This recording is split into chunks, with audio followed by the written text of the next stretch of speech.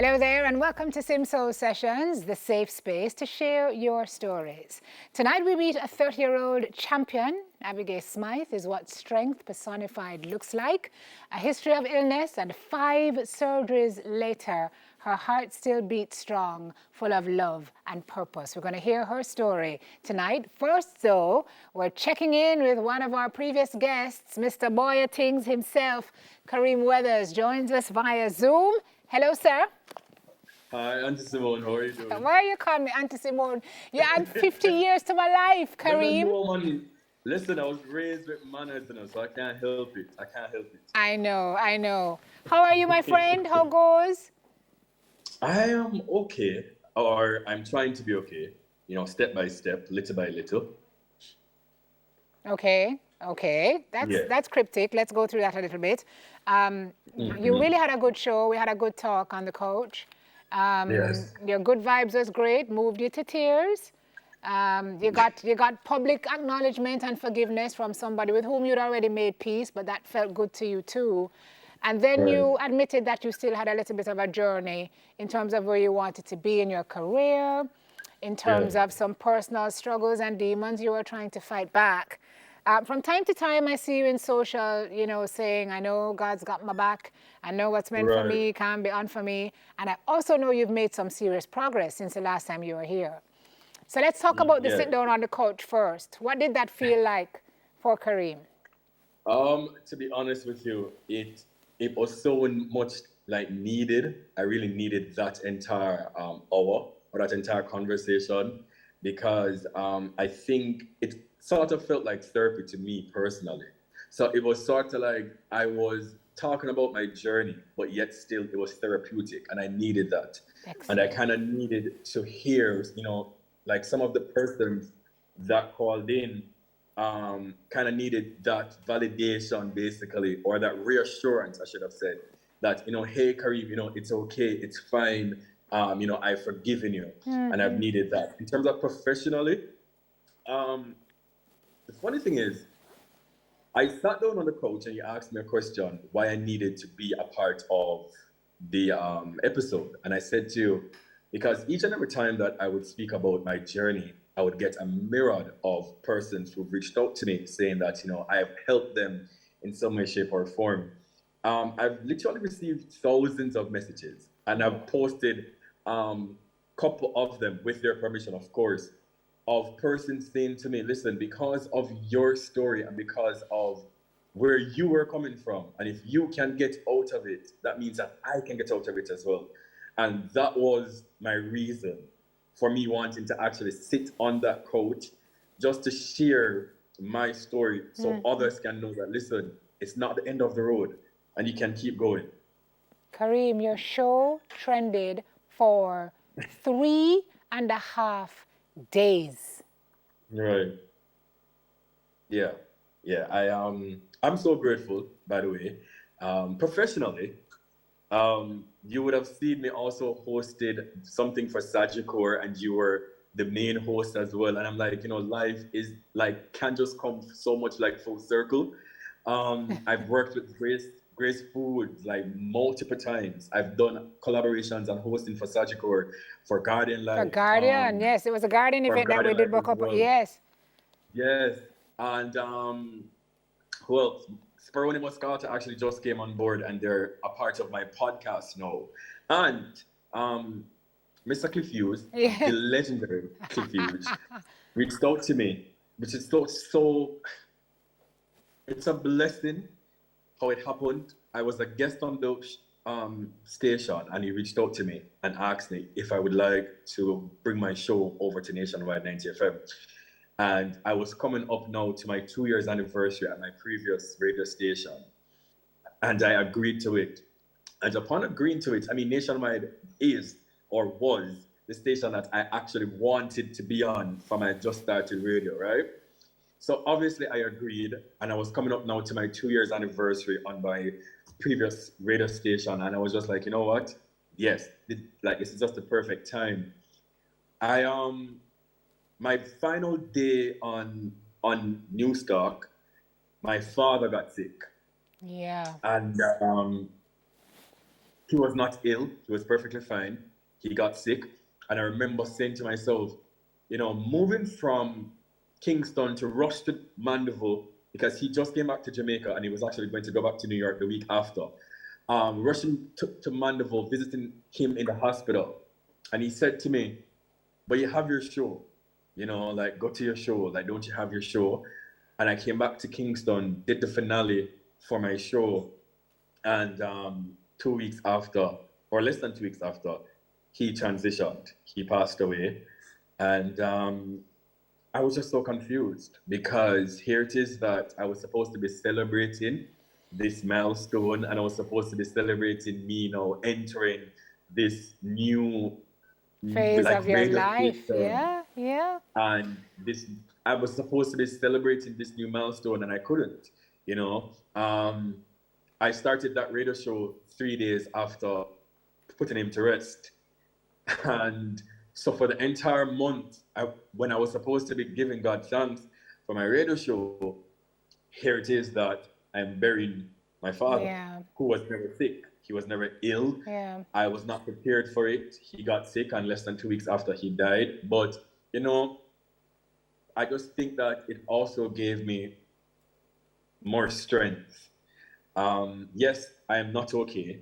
Every day is like I have to tell myself that this is now my new reality. But it gave me some strength that I think that God also wanted me to just know that, listen, your father would have wanted you to be doing this, and your father would have wanted you to be creating and be doing great things. And he saw it happen, Kareem, which is what I told you when we spoke. He saw it happen. Yes. And he knows that you're in a place where you are happy. And a lot of people don't get that, Yeah. And so if there's one thing you can take comfort in, I mean, losing a parent, I know, it's hard. Yes. But you can take solace in that. And with the legion of folks who came out to support you, and to try and hold you up in that moment too is testament to how loved you are. And so you continue to just try and hold strong and just work through it. You're settling in nicely into your new gig. Yes, I'm settling nicely. Very nice. And I also have two shows now. So I still have Boy Things After Dark every Wednesday. And 1 month in, they asked me to co-host an entertainment show on Saturdays. So, things are going. Yes, excellent. And make it keep going, because that's what we love for you. And that's what you wanted. So step into it. Your purpose is calling, and you're stepping into it. And we are proud of you, Kareem, for being brave and for pushing ahead despite all the challenges and all the kickdowns and all the setbacks. They're all setups for better. I promise you that, okay? Thank you so much for checking in with us, my friend. Keep safe, keep healthy. And thank you for having me once again. And thank you for being your authentic self. And I know that I have your shoulders to lean on anytime I want to cry. So thank you so much. You know I welcome balling around here. It's no problem at all. Thank you, Kareem. God bless you. All right, folks. When we come back from this break, we're going to talk to tonight's guest. Actually, Abi-Gaye and Kareem, I just realized, are actually good friends, and they do work together. Particularly a blood drive that I know they staged together. So they're two young people with big hearts. And you'll see why that's important, especially in Abi-Gaye's case, when we come back. We'll be right back with more on Simsol.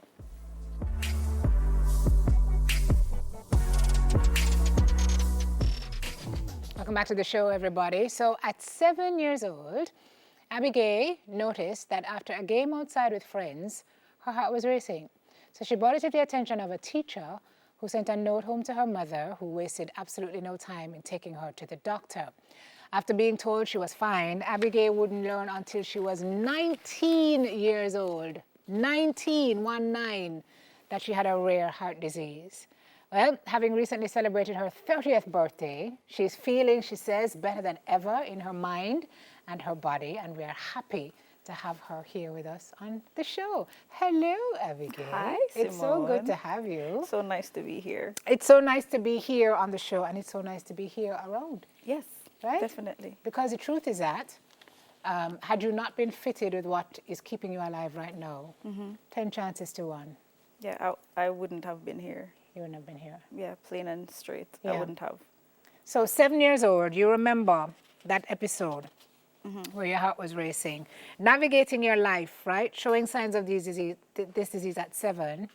You lost your mom when you were 9. 9. Yes. Okay. So first, let's talk about what that was like for you, having to, at that point, live without your mother. It was very hard. My mom and I had a very close relationship, so losing her, it also came as a shock because she died suddenly. Suddenly? Yeah, she died suddenly. From during the week, she wasn't feeling well, so we thought it was probably she's coming down with a flu, or she's just not feeling well, or she's exhausted. And she and I slept together in the same bed the Saturday night, and the Sunday night I had to be sleeping beside my grandmother because my mom was dead.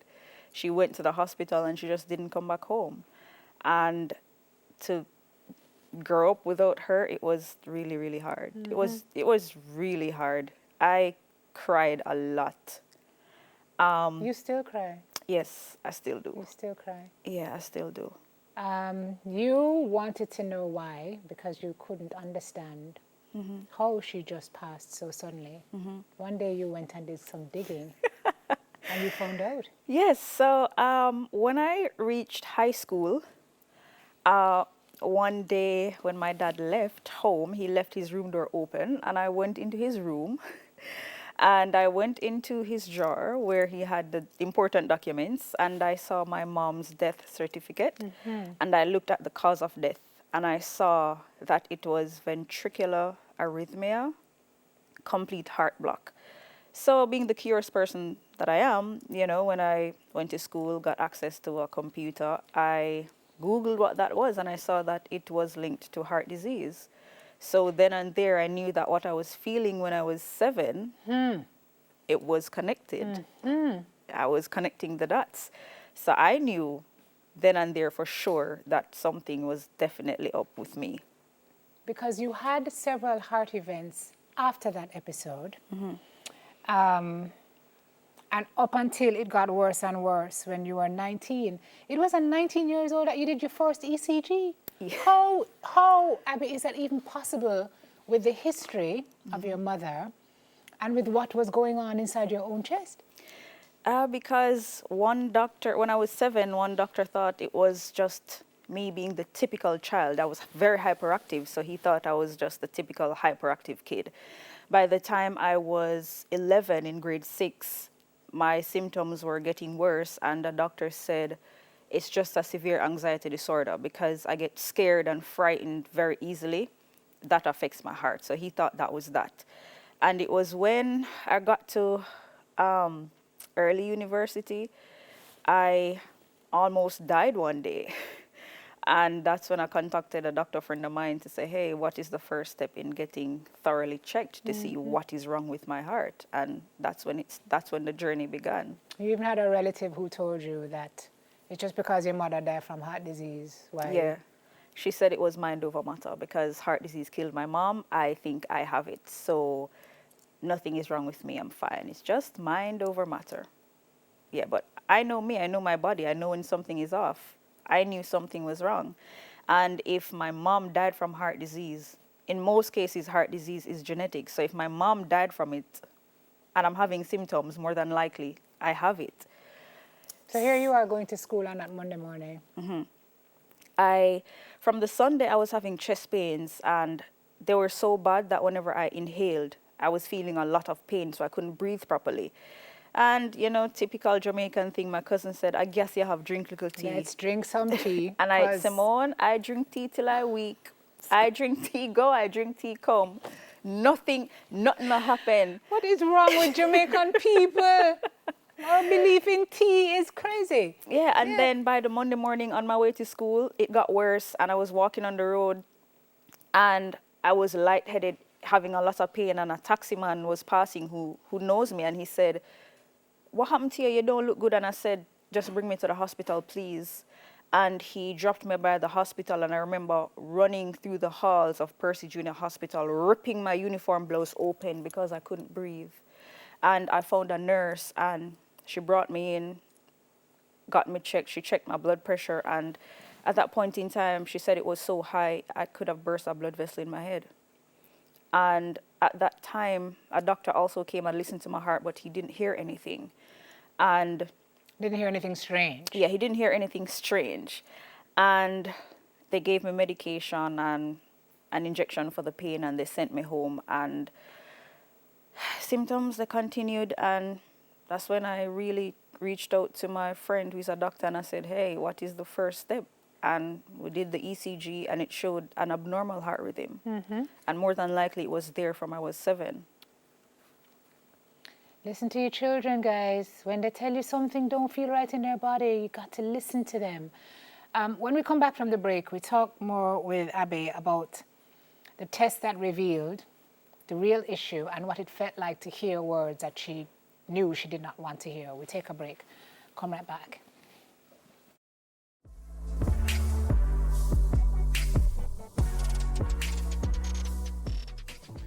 Welcome back, everybody. Abi continues to share her brave story with us. A series of tests later, Abi, a doctor would tell you that you have the same Heart heart condition disease that killed my mom. that killed your mother. Yeah. And when she looked at me and she said that, it's like time stood still. I have a heart disease that killed my mother. What does that mean for me? And the tears welled up in my eyes instantly. And a cousin of mine who was there with me, she held my hand and she said, don't worry, everything is going to be okay. We knew that something was wrong, but the doctors are here, I am here, and we're going to get it sorted. You're not going to die. Yeah. 2012, you got even more definitive news, right? Yes, the heart is there, but you were told you've been so close to death so many times. How many times you could have gone into cardiac arrest? And it was determined that you needed a piece of equipment, Yeah. which you still now house in your body, to make you live. Yeah. So after a series of multiple tests, a doctor, my cardiologist, sought a third opinion, and this doctor said, Abi, you have a condition called arrhythmogenic right ventricular dysplasia. It's rare and it's progressive, which means as you get older, it's going to get worse. And the best form of treatment for you right now is to get an implantable cardioverter defibrillator or a battery in your chest. That is the only thing that can help you right now. And I said, okay, I'm ready. Let's do this. And when he told me the price for the device, $15,500 US, yeah, which you did not have. I didn't have it at the time, honestly, so I was worried about that. And it so happened that I got assistance from the Ministry of Health's Compassionate Fund, and my family came together. And one morning when I was getting ready for school, my doctor sent me a message to say, hey, the device is here, so talk to your family and get ready for surgery. So I said, all right. Hold it for me, I soon come. Yeah, hold it. I soon come. We're just putting the Funds together. yeah, putting the rest of the funds together. So just hold it until we're ready. And he said, no, ma'am. No, ma'am. No, baby. Today is Monday. You have to be at the hospital for admission on Wednesday. Yeah, because time is something Yeah. we don't have. Yeah, for surgery on Thursday. And when he said that, like, I instantly got sick. Started vomiting, diarrhea, everything, because this is my first surgery. It's major. I don't know if I'm going to make it out of it. So, and I was scared, but I did the necessary preparations, and my father brought me up to Kingston, and on the drive to Kingston, the only thing I kept repeating to myself was, God, please don't let me die. Please just get me out of this. Just please let me wake up after that surgery. And you Yeah.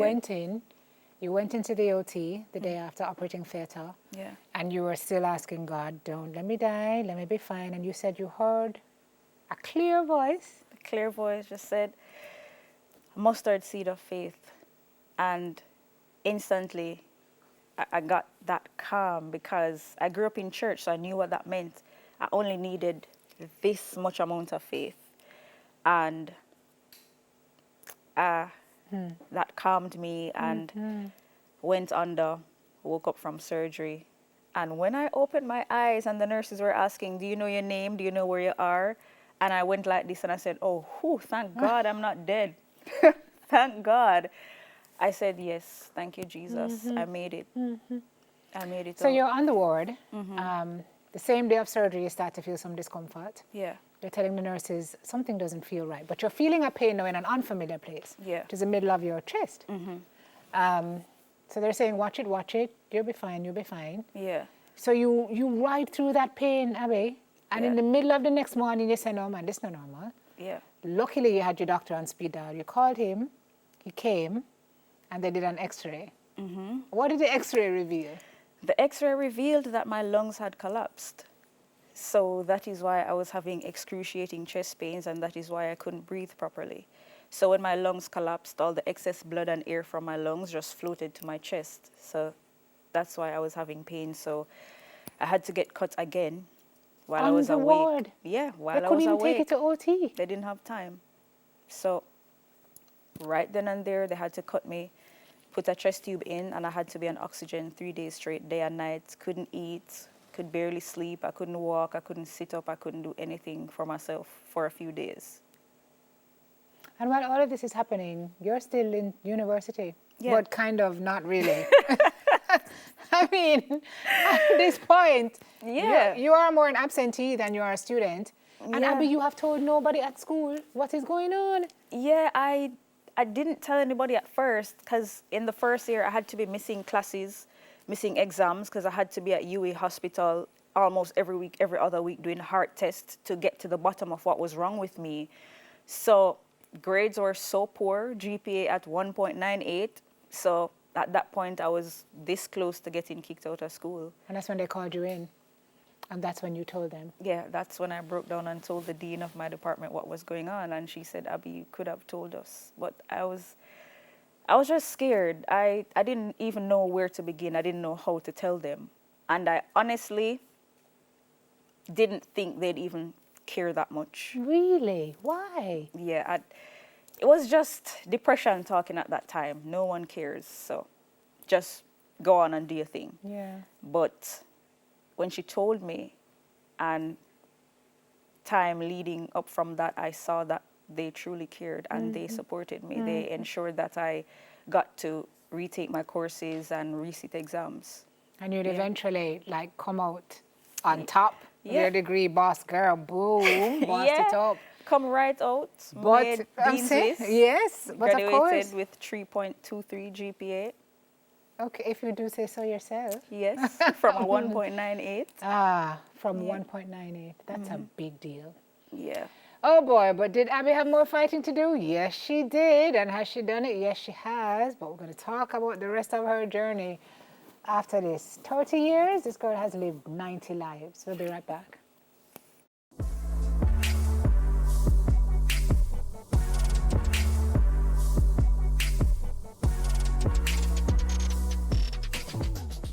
All right, we're back with the brave, bold Abi-Gaye Smythe. So look here, lady. You had that first surgery.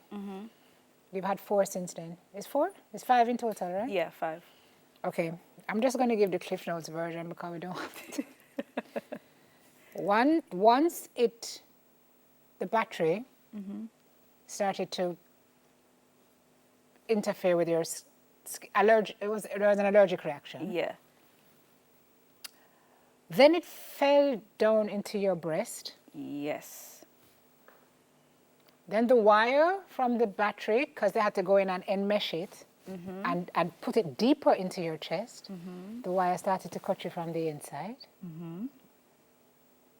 What again, Abby? Me don't remember. And then surgery number 5 was when the first battery had started malfunctioning. Yeah, so let's talk about that day when you're at home and you hear a beeping noise and you think it's your phone alarming. Yeah. It's the battery in Yeah. your chest. It was scary because I was getting ready for work and I heard a loud beeping. I thought it was my phone. It wasn't my phone. It wasn't my tablet.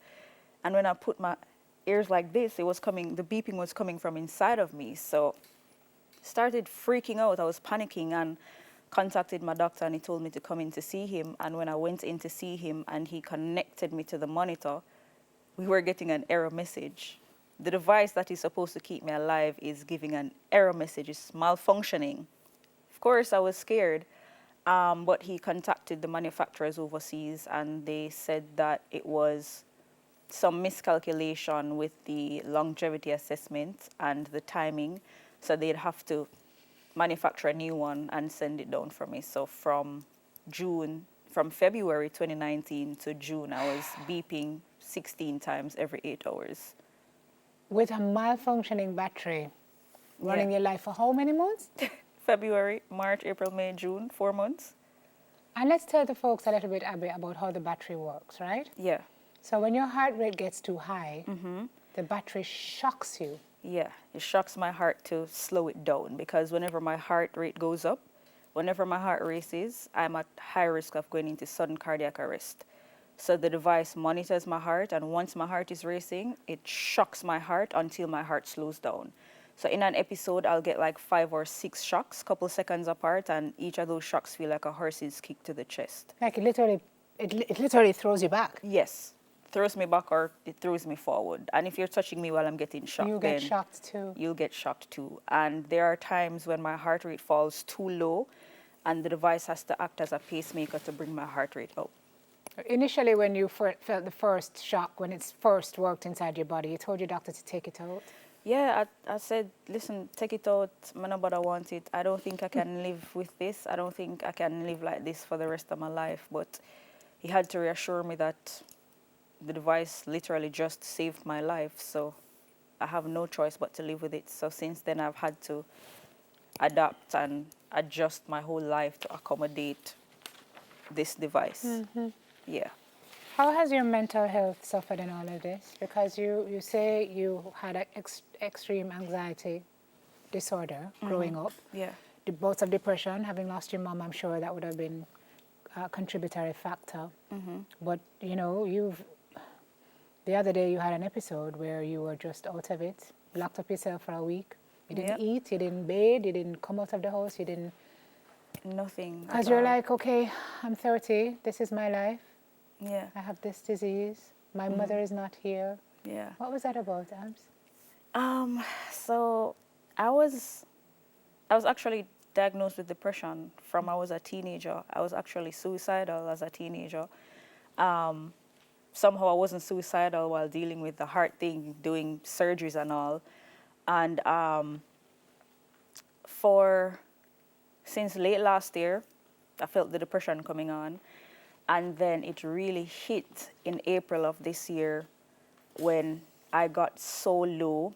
I had no interest in anything. I didn't know, or I forgot what my purpose was. I was doubting myself. I didn't feel enough. I didn't feel like I meant anything. And knowing that I don't have my mom, I have this disease that can kill me at any time.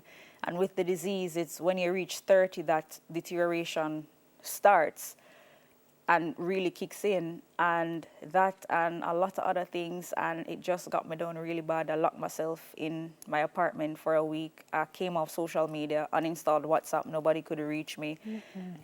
For days, I didn't eat, I didn't sleep, I didn't bathe, I didn't do nothing. I was just lying down in the same spot in the bed for that entire time. How did you get out of it? I had to talk to myself. I had to talk to God.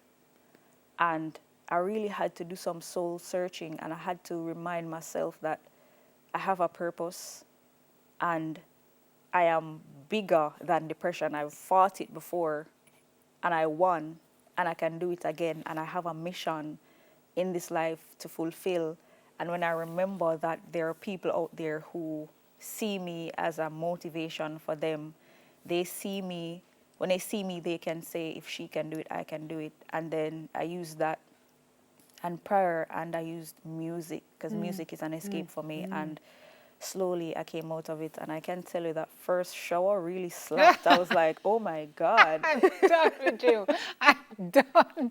Oh, water feels great. It feels so good. Oh gosh, Abby, no, Yeah. you're amazing. And you have a great group of people around you as well. And some of them wanted to share some thoughts for you. Go ahead, Laurie. Hey Abby, just a quick message to let you know that I love and appreciate you. I've seen your hard work and I want you to know that I'm super proud of you, and Grandma would be so proud too. You're an inspiration not only to me but also to other young girls, even to older women too. I just want you to continue to do the hard work, continue to be a positive impact on the community and also on the country. Again, I love you, I appreciate you. I hope you have a lovely day. Hey sister, there's really not much that I can say here today that you don't hear ever so often, as you and I share such an intentional and a conscious friendship. However, today I just want to remind you of how proud I am of you, of overcoming everything that life has ever thrown at you and for all that you have accomplished. And just to say, you are such a star and you light up the room wherever you go. I want to thank you for being that friend that I can always count on without the shadow of a doubt to be there for me when I need you most. So here's to many more nights of laughter and good time, good food and dance off. And I just want to say, Abby, that I love you. I'm just letting you know that I'm so proud of you. I'm proud of all your accomplishments. I'm proud of all your hard work. I get so excited every time I go on social media and I see that you're up to something new and you're always completing everything that you try out for. And I'm so proud of you. Certain things you do, I don't even know how you do it because I could never do it. I don't know how you find time to do everything that you do. But I just want to let you know that I'm extremely proud. I'm very proud of everything that you're doing, and I know a lot of people are depending on you for everything that you're doing. And just keep on doing the good job that you're doing, and just know that God always picks his strongest soldiers for his hardest assignments, and that's why you've been chosen. So continue doing the great job and just know that I'm always in your corner. When you talk about a strong black woman, I am talking about Abby. Abby with a big heart like a lion. You never let your heart disease get you down. You fight it down. I remember all the hospital visits, all the long wait, all the struggles, and you didn't give up. I remember the first time you have your surgery, and you said you want to start a foundation, even to save one life, and you did it, girl. Abby, I just want to tell you, I am grateful for you, I am thankful for you, and I love you. And you start a foundation. Here we go. I have a heart, you have a heart. Abby with a heart of a lion. I love you, Abby. I appreciate you and I adore you. And I know that Tess must be proud of you today. Love you, girl. You're my one and only daughter. And I know the struggling you're going through. But if Christ in the vessel, I know you will smile at the storm. You have that heart disease, but if you just believe in God and trust in God, He's a healer. He's your protector. And there's nothing is impossible with you as long as God are with you. So don't worry. Just trust in the Lord and He will direct your path. You are so strong. You're a strong woman because you never give up. You could fight of faith. And Abby, you know that Daddy loves you and Daddy care much about you. You know that I tried to get away from you so many times. It's just so hard, but you're just watching. But you know, I've known you for a very long time. Yeah, couple years now, and I've seen it all. I've been there with you through thick and thin. We've been there for each other. And I must say, you're a strong woman. You really inspire everybody, inspire me daily, just to know that you can push on, you know what I mean? Just the fact that you push on, that inspires me. And I just want to say I love you. Just continue to do what you're doing. big up yourself, but boy, Simone, that one of the hard. Listen, You didn't come here to cry, girl. You told me you didn't come here to cry. exactly. I failed Guardian miserably. angels all around. You're winning. You're winning. What about your doctor? Tell me about you. He's so amazing. Dr. Roger Irvin, I owe that man everything. I remember there are times when I'd message him at midnight.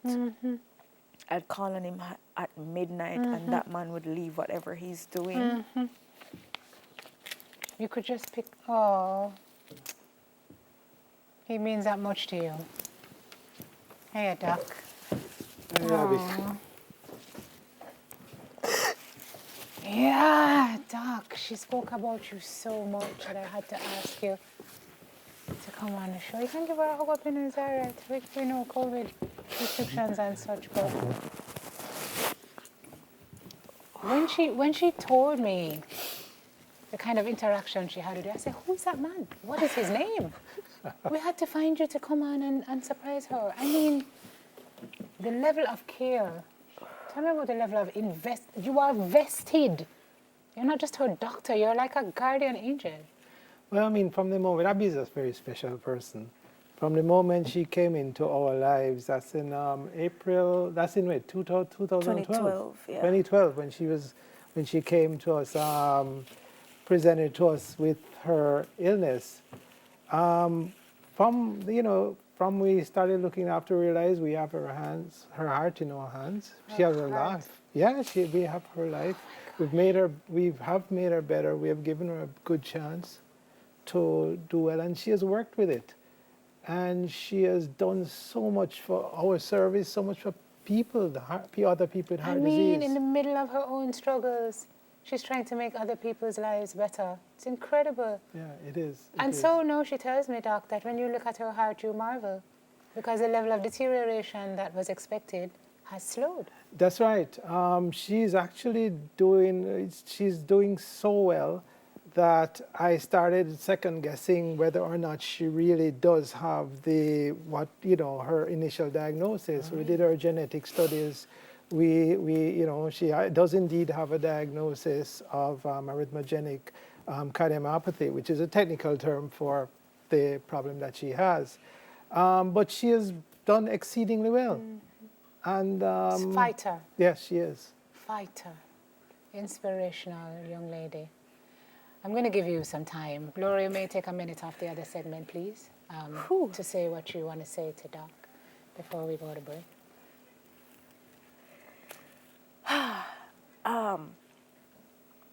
Wow. Dr. Irvin, from 2012, like, you have literally saved my life times before, you know this. And I don't think I can thank you enough for the time, the energy, the effort, the genuine care that you have towards me. You take my health seriously, like you are more than a doctor to me. You are a friend. You support me in everything that I do. You even support my heart foundation. I can call on you at any time for support for my foundation and for my health. I know I've bothered you at times, even at midnight when you should be in bed, but once you see my name on your phone, you know that it's something serious, and you you are always there, and I appreciate you so much. I owe you so much. I don't think I can ever repay you, but I will one day. I know that I will. And by being well, and doing what you're doing, that is more than enough repayment. I appreciate you so much. It's not even funny because, I mean, you took the time to really figure out what my problem was, and you continue to treat me. I mean, you've been my doctor since 2012, and I hope you don't ever retire because... Look where have we reached. Yeah, I'll need you for the rest of my life. So I just want to say I love you and I appreciate you so much. And you are one of my favorite humans in this world. Oh my gosh. Thank you. Love Thank that. you. I will also tell you before we head to break, Doc had surgeries today. He shifted around every single one to be here for you. So sit with that. As always, right? Thank you, Doc. You're welcome. My Appreciate pleasure. it My so pleasure. much. Abby is a really special person. Yeah, Really special person. Special heart. I mean, special special. heart. Heart of love. We're going to end our show when we come back with our affirmation. I'll be right back. Thanks for coming down. Really appreciate it. Don't get up just yet.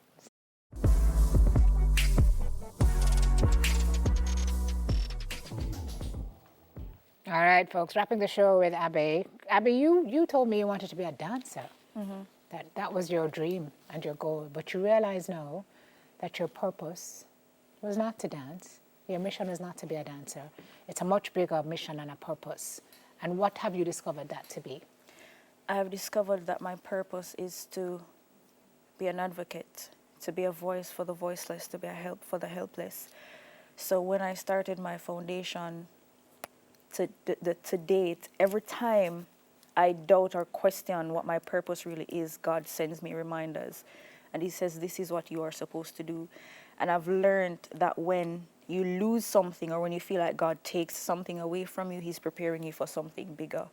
Because I think, well, I know that being the advocate that I am and helping other people with heart disease is doing more than if I were a dancer. You've been able to save so many lives. Yeah, Allow so many people to get surgeries yeah. that they wouldn't have access to otherwise. And you recently came from a trip where you were able to speak at the manufacturing entity that made your battery for your heart to tell them what that implement, that device has meant for you. And that was life-changing. Yeah, it was. I actually cried. I cried because those people, they're just in the building every day doing their engineering, putting this mechanical device together, and they probably see it as no big deal. But for people like me who would be dead without it, it's a big deal. This device has made me who and what I am today. The strong person that I am, the advocate, the fighter, the strong person that I am, is all because of this device right here. Yeah. Which you will need to replace in when? In 5 years, I'll have to get a new one. Yeah. Okay. And you're already stressing about that. Yes. And how you're going to afford it and so on. But I'm going to tell you, it's going to work itself out the way everything else has, you know? Yeah. Sometimes we can't see the way clear in the moment, but you can't, if you start to stress no for something in 5 years, you know what that's going to do to your heart. Yeah. So let's try and, right? Yeah. Okay, Abs, so what's the next step? You are stepping into a new phase of your life, doing some things that you love and enjoy, which will be very good for you. Social media is a space you've been very comfortable in. You just accepted a new gig, work there in your natural environment, which is great. Yeah. And you got recent certification as a health coach. What? Yeah, I'm a certified fitness trainer. Fitness trainer, no less. Lifting 150 pounds yourself. Yeah, Dr. Irvin was so stunned about that. How are you lifting 150 pounds and how does that not affect your heart? There's a trick to it. I have to do it early mornings when my heart is well rested from the night's sleep and when my heart medication is fresh in my system. If I try to deadlift 150 pounds after midday or in the evening or in the night, I will fail. So there's a science to it. I want you to leave us with a word. Your outlook on life now. What does it feel like? The skin you're in. Are you optimistic moving forward? Are you at a good juncture where everything is calm and you feel, tell me? Yeah. No, the space that I'm in, no. Despite the fact that the right side of my heart is severely diseased. The ventricle doesn't function as it should. I have 2 leaking valves. My heart races fast to the point where it can send me into cardiac arrest. I depend on a mechanical device to live. Despite all of that, I have scoliosis, cluster headaches. Cluster headache. Despite all that, and within all of that pain, I found my passion and my purpose. And you have a PM award to show it. Yeah, Prime Minister's Youth Award. Yeah, for nation building. For nation building. Yeah, so throughout all my pain, Simona found my passion and my purpose, and I use that to drive me every day. Every morning that I wake up and I see that I'm alive and well, I say, all right, thank God. And I think about what I can do, what step I can take for that day to move forward in my purpose. And know that to help other people and to raise awareness for heart disease is my purpose. I have no doubt about that. No doubt at all. I know that that is my purpose.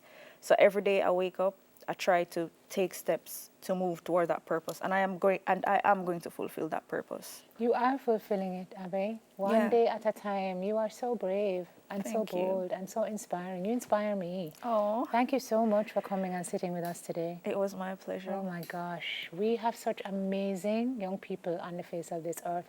Amazing people, strength of character in the face of debilitating circumstances. She stands strong.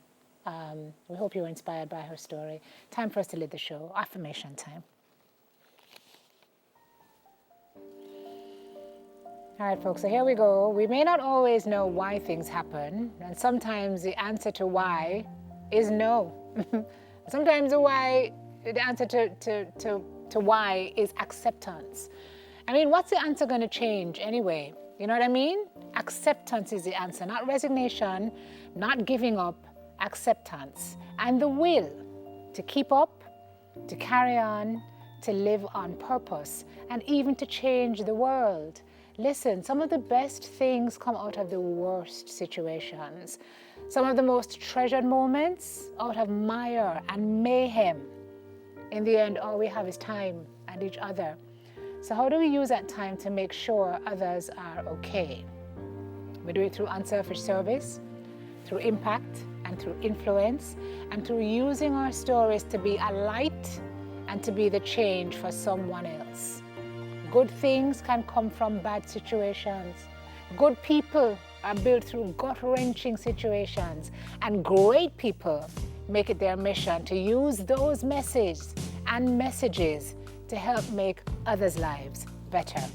Tonight we are affirming, I will share from a heart of love so others can learn and heal. And that is our soul food and our show for this evening. Thank you for watching. We're here next week with another story of the power of the human spirit. And until then, every blessing. And please remember, never forget to count your blessings. Night, everybody.